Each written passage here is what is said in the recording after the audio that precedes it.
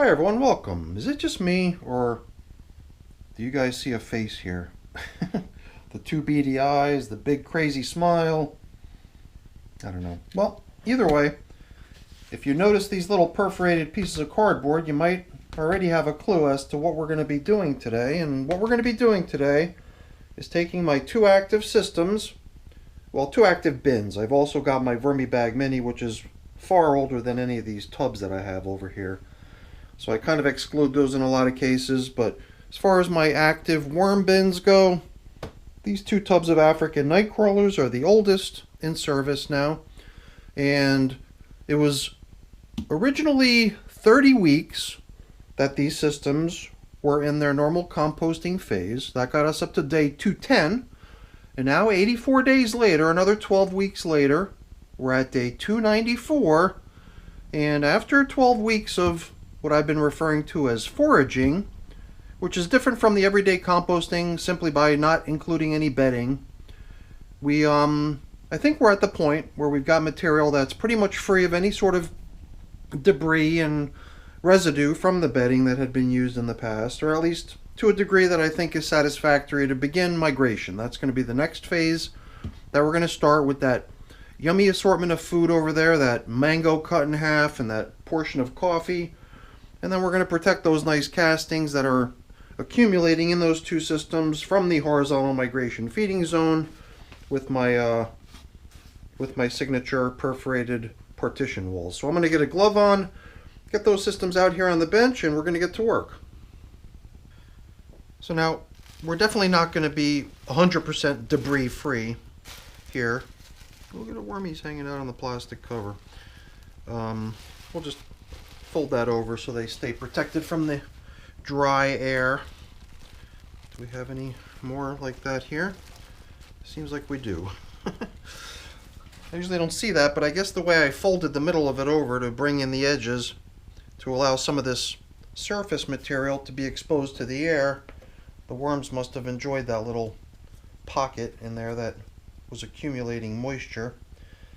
And moisture is something that this system had plenty of, and that was the whole reason behind me trying to position the plastic covers in such a way that perhaps the system would be able to ventilate a little bit and kick off a little bit of its moisture content. And once we get set up here with the horizontal migration feeding zones, we're going to pretty much leave these systems, at least the finished castings end of the systems, uncovered. We'll reuse the plastic bubble wrap to keep our horizontal migration feeding zone well protected and moist. But all this other material is going to get nudged over to the opposite side of the system from where the horizontal migration feeding zone gets set up and left uncovered to start promoting its drying. And over time, as the material gets drier and drier, it'll become less and less comfortable for the worms to want to stay in, and that will serve as part of the catalyst or part of the motivation for the worms to want to exit the material and find something more comfortable to be in. I don't know, every now and then I find a material that just seems so hard and tough and doesn't even want to crack no matter how hard I try. It makes me wonder, how did it get here in the first place, and what is it? What on earth is it? Probably doesn't even really belong in here. Sometimes I simply exclude things like this, because at this point the majority of the material in this system should just be nice castings. It's the reason I'm picking up these little pieces of residual food from a few feedings ago, as well as a little bit of this bedding that was placed out here with the last feeding, which was really just left for them out here on the surface. And over here in this system, you can see they've done quite a number on what was left out here for them. Very little, if any, of the remaining paper that we found in bin number 1. And the other thing that I found a couple of over there too were these corncob spheres that we've been tracking for quite some time now. These little things were just little unusual novelty items that I had a whole bunch of. They were sitting around for the longest time, and then at some point I finally decided it was time to put them into service and it was these little wormies that got the corn cob spheres. And oh, this might be one too, and I felt like I just crushed it somewhat. So I think we just found 3 corn cob spheres in bin number 2, and I think we found maybe 2 or 3 over here as well. Let's just go ahead and remove these materials here. We'll put them into the horizontal migration feeding zone to be part of the material that's put out there to try to lure the worms out of their finished compost so that they can get rounded up and hauled out and given a new home. I've had a few bins that I set up for these little guys. They've been sitting around for about 2 weeks now. 2 weeks? No, maybe only about a week. I can't remember exactly. But yeah, I set up a couple new systems for these little guys for when the day comes to move them out of their old home into a new home. We'll have some nice, cozy bins all set to go for them. And I just figured before I kind of get into blending things together and piling it all into one edge of the bin, I would just try to skim through here really quick to see if I can find any other random stuff that could be removed and included with our little collection of stuff from the surface. But it's really not all that important. And I might have even exaggerated earlier when I said that this material's free of any sort of debris. I mean, it definitely still has the good old leaf stems everywhere. But it just feels to me like sometimes I've got to get over the little unusual hurdles that I put in front of myself, preventing me from getting to the next step. So I figured, you know what? Let's be satisfied with something more in the neighborhood of 80% rather than trying to strive for 100%. And I think as far as these castings go, we can definitely classify these as being kind of 80% good to go. And whatever, if we don't like little scraps of things that still remains in it, in the end we can simply screen it, you know. It wouldn't screen very easily at the present time because I think there's still probably way too much moisture in this stuff. That was the whole idea of leaving the plastic off and allowing the surface to dry a little bit so that as we take that somewhat drier material from the surface and blend it into the other material that's still quite damp, we're going to kind of end up with a sort of averaged moisture content in the end. And we'll do that a number of times. And having the plastic no longer covering this stuff, allowing this stuff to simply be exposed to the air and allow its moisture to evaporate away, it'll continue to get drier and drier as time goes on. I think the presence of worms pretty much everywhere, as you could see as I stir the material around, I think that in itself is pretty good evidence of the fact that the material throughout the bin has got a nice moisture content to it, making it comfortable for the worms to be just about anywhere. Even though the surface had been given a chance to dry off some over time, the material right below it was still damp and cozy and is loaded with worms. But that's going to be the next step here. We're going to try to promote drying and try to gradually see the material in here become less and less hospitable for worms to want to remain in. And we'll continue to make sure that the horizontal migration feeding zone is something that they really enjoy occupying, so that once they do stumble on it, they have a tendency to stay and not want to return into the castings, which is, you know, at this point depleted of any sort of food substance, any sort of bedding materials. There's going to be numerous reasons why they should want to stay in the horizontal migration feeding zone should they happen upon it. And I'm generally in no rush for this process to occur. I've had occasions where it happened quite fast. I've had other times where it's taken quite some time for it to finish, and I never really exactly know what to expect. But I do my best to stack the deck in my favor to make the conditions favorable for it to go the way I'm hoping for it to go. But I also try not to get too optimistic. It's like I don't want to jinx it or something. I don't know. I don't really consider myself superstitious or anything like that, but who knows? Perhaps it does make good sense to pay heed to silly superstitious traditions of not counting your chickens before they hatch, or counting the turnout in your horizontal migration feeding zone before you have some worms showing up there. And well, we've definitely created a good sized space into which bin number 1's horizontal migration feeding zone can get positioned. And I think once we put our little divider in place and backfill this stuff that's piled up high over here, the level won't be nearly as much. So let's give the other system a similar aeration and stir. Get all this dry, somewhat drier material from the surface blended in with the more damp stuff down low. And here too, it is nice to see worms pretty much everywhere, and a good many of them too. Definitely a couple of very busy bins, if you ask me. Alrighty.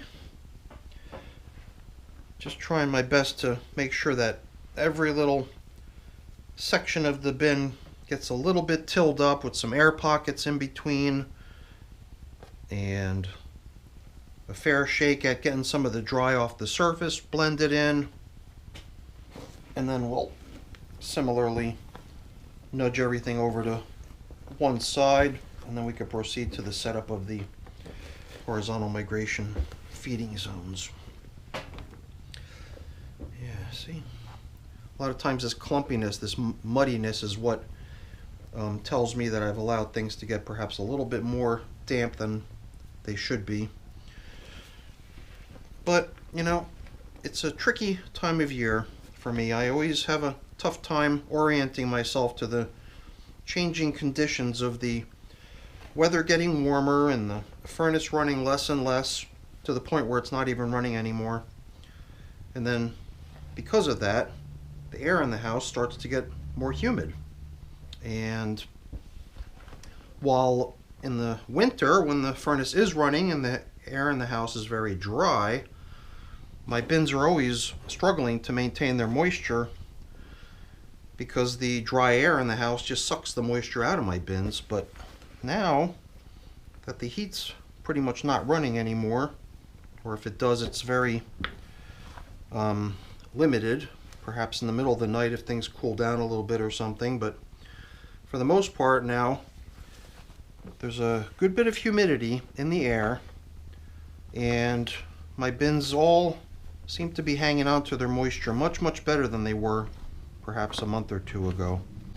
So I think over time I'll probably be adapting to the change in dryness of air in the house by gradually moving away from using all these plastic covers and giving most of my systems a greater opportunity to breathe. So let's try on these horizontal migration feeding zones for size, see how they fit.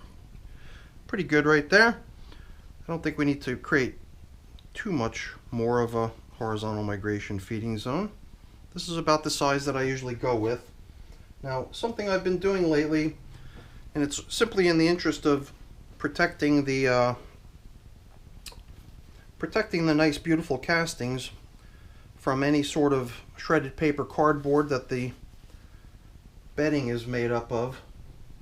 I just don't want to litter my nice collection of castings with scraps of paper and stuff, so I'll try to put little dividers up here so that I can just go to town and start piling in the shredded paper cardboard without worrying about it sliding in underneath the divider and contaminating our nice lovely finished castings. So hopefully I don't end up putting my foot in my mouth and dropping a whole bunch of this stuff down into the lovely castings. So you can see that my shredded paper cardboard mix also has a fair bit of leafy material mixed into it. That sometimes varies, but it does seem to me like this particular batch has a fairly large quantity of leafy matter mixed in. And it might even be visible, a little bit of glistening that you can see that this stuff is also prepared damp. So it already has a nice moisture content to it. And I think just to sweeten the deal and make it even more appealing for the worms to want to remain in, should they make their way over here, we'll soak it down with my sprayer too. But this is going to be their main event over here, is the half of a mango, one beady eye staring back at us from each system, and then I've also got a day's worth of coffee for each bin. And guess what, we've even got feeding zone indicators that we can rest on top so that we can keep the tradition and have our customary markings to show where we last fed. And you know, guess what, I've even got 2 more paper towels here with which we can even further guard against having stuff make its way through or over or under the partition. And that's pretty much it. So let's see, let's not forget anything. We've got our remains, the corn cob spheres and other random stuff that we collected before we nudged everything over. And then the bubble wrap can come on top and protect these horizontal migration feeding zones from losing their moisture to evaporation. Not to say that there's all that much evaporation going on with the humidity rising, but still, I really do want these feeding zones to remain super damp and super comfortable so that worms feel very much at home in the stuff once they make their way over. So that's why we're going to come in here with my spray bottle, which I refilled and charged up significantly not too long ago, but I've hardly used it because all of my systems seem to be hanging on to their moisture quite well recently. So we're going to have the benefit of a fairly powerful charge pushing a fairly large quantity of moisture out into the feeding zones here. And I figured while I'm at it, why not just try to return some of the stuff sticking to my glove to the systems as well, rather than letting it go down the drain when I wash off my gloves. Now there is a few bits of this and that remaining here, as well as a couple worms right there on the plastic too, so they're going to get early access ahead of everybody else to the feeding zone. And then this plastic will, I believe, guard the horizontal migration feeding zones from getting dry or uncomfortable, making it the place to be in each system. And worms that are in the know will certainly come out and take full advantage of it. Sometimes you've just got worms that just somehow don't get it. They just want to remain in the old castings. But like I said, I'm going to be coming in regularly, somewhat regularly I guess, to inspect this material, but most importantly to aerate it and to till in any of the drier material that's out here on the surface. This stuff is, you know, pretty deep. So the stuff at the very bottom is going to remain almost unchanged as far as its moisture content.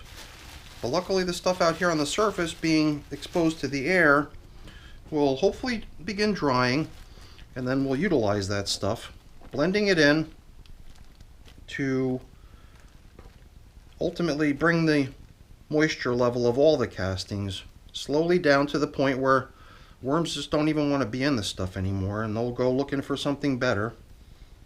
And then we'll also at the same time continue to make sure that the feeding zone is something that they really enjoy hanging out in and also want to remain in once they find their way over there. So that's the beginning of our horizontal migration of our African nightcrawlers on day 294, and I guess we'll be back in here at some point in the near future once this top surface starts drying off and it's time to start tilling it in. Sometimes I'll do that off camera.